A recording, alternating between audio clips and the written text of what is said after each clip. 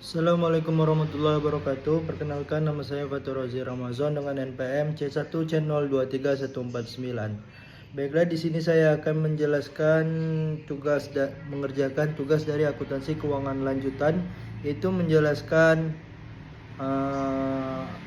materi pada bab 11. Baiklah, dalam akuntansi keuangan lanjutan, salah satu topik yang sering kali muncul dalam pelaporan perusahaan besar adalah segmen operasi.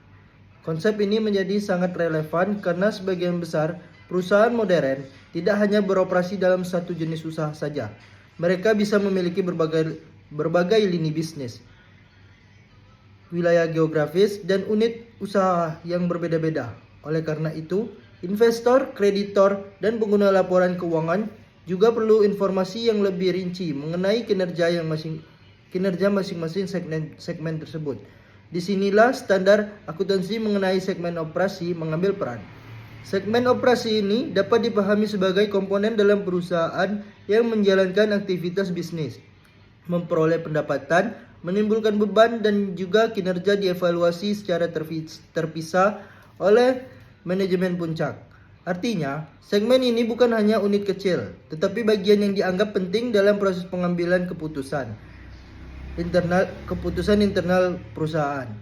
Standar akuntansi ini seperti PSAK nomor 5 menekankan bahwa penentuan segmen operasi ini berangkatan dari pendekatan manajemen, yaitu bagaimana manajemen mengelompokkan dan mengawasi kegiatan bisnisnya.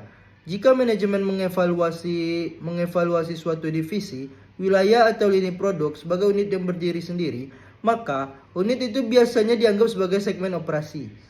Untuk itu, menentukan apakah suatu segmen itu layak dilaporkan secara terpisah, terdapat kriteria kuantitatif yang harus dipenuhi. Misalnya, segmen tersebut harus memiliki pendapatan, laba atau rugi, atau aset yang mencapai minimal 10% dari total konsolidasi perusahaan.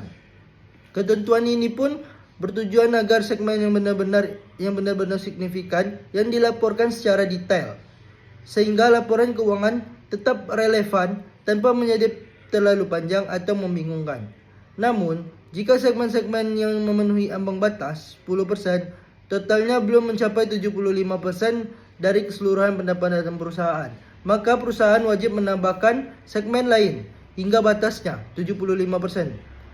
75% itu terpenuhi. Setelah segmen operasi teridentifikasi, perusahaan juga wajib menyajikan serangkaian informasi penting dalam catatan atas laporan keuangan. Informasi tersebut antara lain yaitu pendapatan segmen, laba rugi segmen, total aset, liabilitas, serta pengungkapan mengenai dasar pengukuran segmen.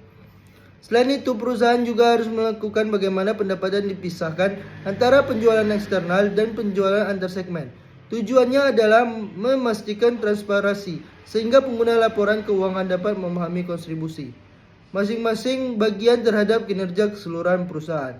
Tidak kalah penting, perusahaan juga diwajibkan mengungkapkan informasi entitas seperti rincian pendapatan berdasarkan kategori produk atau jasa, informasi wilayah geografis, serta tentang pelanggaran besar. Misalnya, jika satu pelanggan saja menyumbang lebih dari 10%, pendapatan perusahaan ini harus diungkapkan karena menunjukkan adanya ketergantungan yang material terhadap satu pihak tertentu.